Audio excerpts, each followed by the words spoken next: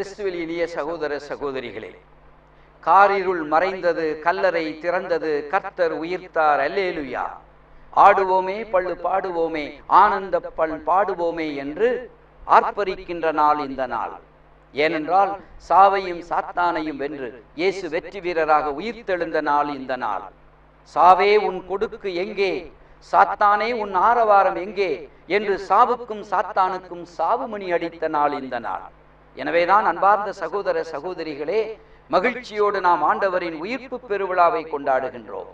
ஆண்டவரின் உயிர்ப்பு நம் வாழ்வுக்கு ஒரு புதிய திறப்பாக, ஒரு திருப்பமாக இருப்பதை நாம் பார்க்கின்றோம். எனவேதான் இந்த நாள் நமக்கு மகிழ்ச்சியின் நாள். யூத ராஜசிங்கம் உயிர்த்தெழுந்தாரே என்று மகிழ்ச்சியால் நாம் பாடுகின்றோம். அன்பார்ந்த சகோதர சகோதரிகளே, அச்சமில்லை அச்சமில்லை அச்சம் என்பதில்லையே, உச்சி மீது வான் இடிந்து வீழுகின்ற போதிலும் அச்சமில்லை அச்சமில்லை அச்சமில்லை என்பதில்லையே என்று நம் வாழ்வுக்கு அச்சத்தை போக்கி மகிழ்ச்சியையும் ஒரு புதிய திருப்பத்தையும் நம்பிக்கையும் கொடுத்த நாள் இந்த உயிர்ப்பின் நாள். வாரத்தின் முதல் நாள் ஞாயிற்றுக்கிழமை இயேசு உயிர்த்தெழுந்தார். இயேசு உயிர்த்தெழவில்லை என்றால் நம்முடைய விசுவாசம் வீண். நாம் இவ்வாறு இயேசுவை ஏற்று போற்றுவதில் பொருள் இருக்காது, ஒரு பொருத்தமும் இருக்காது. நம்முடைய வாழ்வுக்கும் வழிபாட்டிற்கும் அர்த்தத்தை தருகின்ற இந்த இயேசுவின் உயிர்ப்பு பெருவிழா ஒரு மைய விழா. அந்த இயேசு உயிர்த்தது ஞாயிற்றுக்கிழமை. எனவேதான் நாம் ஞாயிற்றுக்கிழமைகளில் தவறாமல் ஆலயத்திற்கு சென்று அந்த உயிர்ப்பை நாம் நினைவு கூறுகின்றோம். இந்த இயேசுவின் உயிர்ப்பில் பங்கெடுக்கிறோம் என்றால் இயேசுவின் பாஸ்கா மறை நிகழ்வுகளில் பங்கெடுக்கின்றோம்.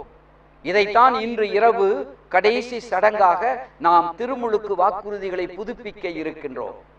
சாவுக்கும் சாத்தானுக்கும் சாவுமணி அடித்துவிட்டு வாழ்வை வகுத்து கொடுத்த அந்த வல்லமை தேவனுக்கு என் வாழ்வை அர்ப்பணிக்க நாம் முன்வருகின்றோம்.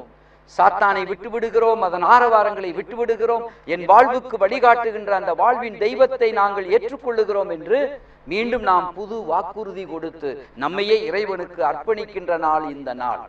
ஒவ்வொரு கிறிஸ்தவனின் வாழ்க்கையிலும் மறக்க முடியாத நாள். இயேசு நமக்காக இறந்தார், சிலுவையிலே அறையப்பட்டார், உண்மைதான். ஆனால் இயேசுவின் வாழ்வு சிலுவையோடு நின்று விடவில்லை. சிலுவைக்கு பின் அவர் வெற்றி வீரராக உயிர்த்தெழுந்தார். அந்த இயேசுவின் உயிர்ப்பு தான் இன்று நம் விசுவாசத்திற்கு மையம். அந்த உயிர்ப்பு பெருவிழாவை கொண்டாட வந்திருக்கின்றோம். அன்பார்ந்த சகோதர சகோதரிகளே, இந்த இயேசுவின் உயிர்ப்பு முக்கியம் என்று சொல்லுகின்றோம். ஆனால் இந்த இயேசுவின் உயிர்ப்பை பற்றி நற்செய்தியிலே எந்த விதமான ஒரு விளக்கமும் இல்லை. இப்ப நம்ம பங்குகளை எடுத்துக்கொண்டால் இந்த இரவிலே, பெரிய சனிக்கிழமை இரவிலே பல சமயத்தில் இளைஞர்கள் ரொம்ப புத்தெழுச்சியோடு சில செய்வார்கள். பாறைகள் உருண்டு ஓடுவதை போலவும், பளிச்சு பளிச்சென்று மின்னுவதை போலவும், பிறகு இயேசு உயிர்த்தெழுந்தது போல அது நபரையோ சுருவத்தையோ கொண்டு வருவார்கள். இது தேவைதான். ஏனென்றால் பல சமயத்தில் சில பேர் தூங்கி விடுவார்கள். அப்படி சிவப்போது கொஞ்சம் பட்டாசு போட்டு கொஞ்சம் ஆட்களை எழுப்ப வேண்டும். ஆனால் இயேசு எப்படி உயிர்த்தெழுந்தார் என்று இப்பொழுது நாம் இப்படி நடித்து காட்டுகிறோம். ஆனால் இயேசு எப்படி உயிர்த்தார் என்று நற்செய்தியில் எந்த இடத்திலையும் சொல்லப்படவில்லை. ஒன்றே ஒன்று சொல்லப்பட்டிருக்கிறது, காலியான கல்லறை. அவருடைய சுற்றப்பட்டிருந்த துணிகள் சுருட்டி பக்கத்தில் வைக்கப்பட்டிருந்தது. இது இரண்டு தான் நமக்கு சொல்லப்பட்டிருக்கிறது. அங்கு காலியான கல்லறை என்றால் இந்த உலகிலே வாழ்ந்த அதே இயேசுதான் உயிர்த்தெழுந்தார். அவருடைய உடல் தான் இப்பொழுது இல்லை, அந்த இயேசுதான் உயிர்த்தெழுந்தார் என்பதை நமக்கு எடுத்து சொல்லுகின்றது.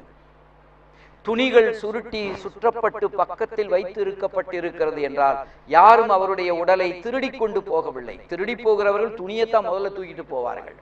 ஆனால் இங்கு அவரே சுருட்டி ஒரு பக்கத்தில் வைத்து விட்டு போய்விட்டார். என்றால் உயிர்த்த இயேசு இனிமேல் நம்மை போல உடலோடு இருக்க மாட்டார், மாற்று உருவத்தில் இருப்பார். எனவேதான் மரிய மதலேனம்மாளை பார்த்து அவள் பற்றி கொள்ள வேண்டும் என்று பதறிய பொழுது, என்னை எப்பொழுதும் எங்கும் நீ சந்திக்கலாம், ஏன் இப்படி அவசரப்படுகிறாய்? நான் இந்த உடலில் இருக்கும் பொழுது ஒரு இடத்தில் மட்டும்தான் இருக்க முடியும்.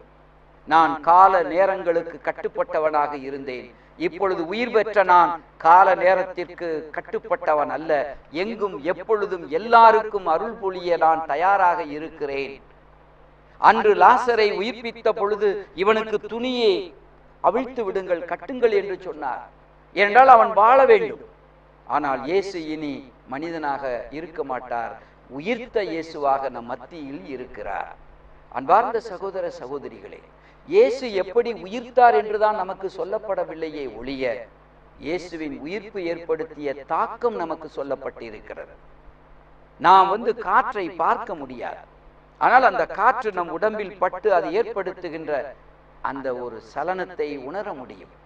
இதே போல இயேசுவின் உயிர்ப்பு ஏற்படுத்திய தாக்கத்தை நாம் நற்செய்தியில் பார்க்கின்றோம்.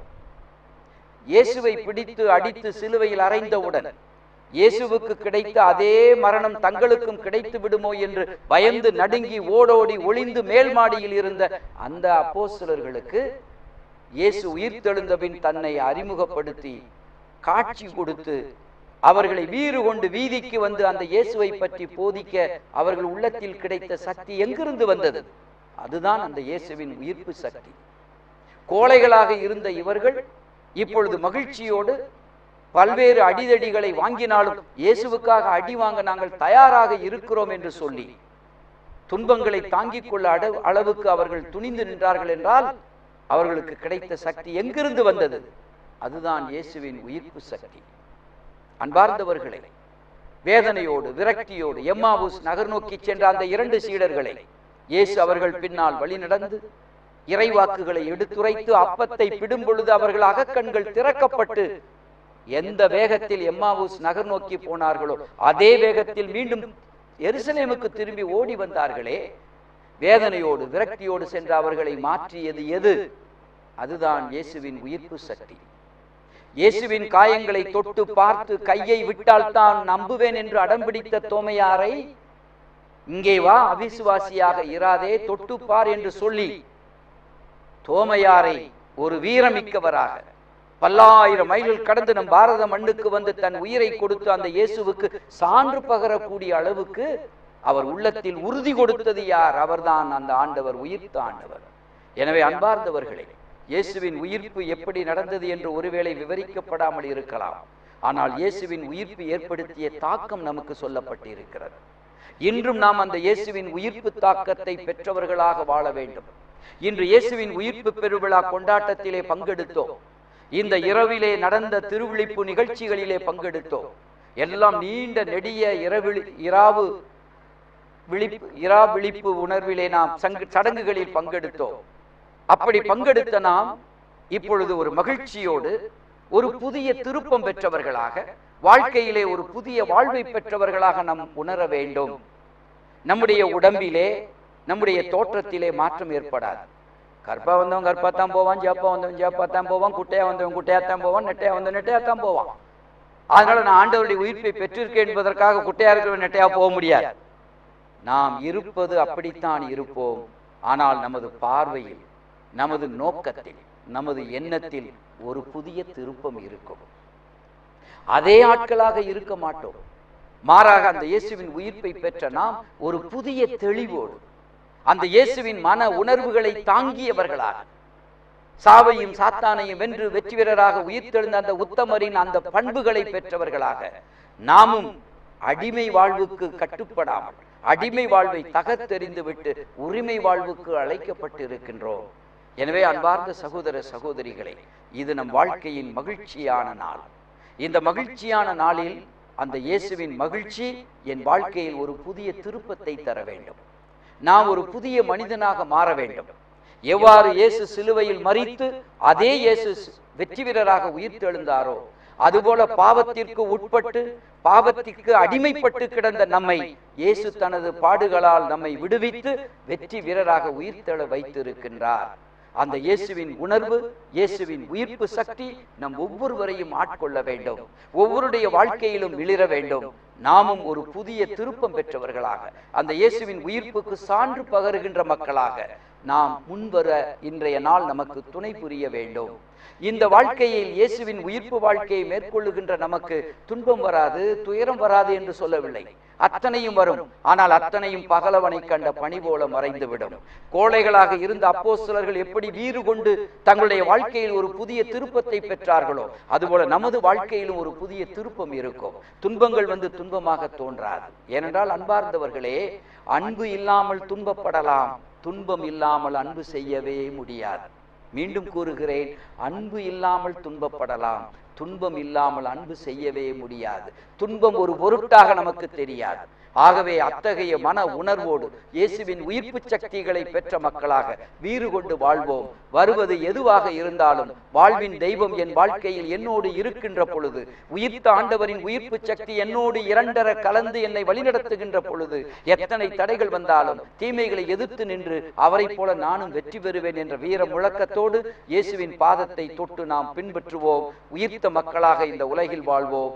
அனைவருக்கும் இயேசுவின் உயிர்ப்பு பெருவிழா வாழ்த்துக்கள். அல்லேலூயா.